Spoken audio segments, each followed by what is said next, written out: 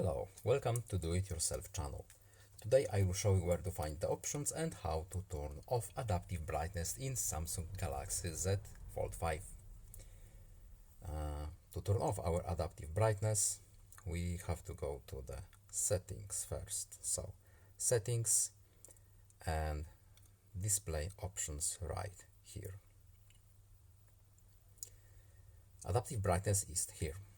To turn it off, we simply uncheck this little box right here, and we can now choose our brightness how we like, and the level of brightness will not change depending on the light source. We can add extra brightness and we can leave however we like. Our screen won't change.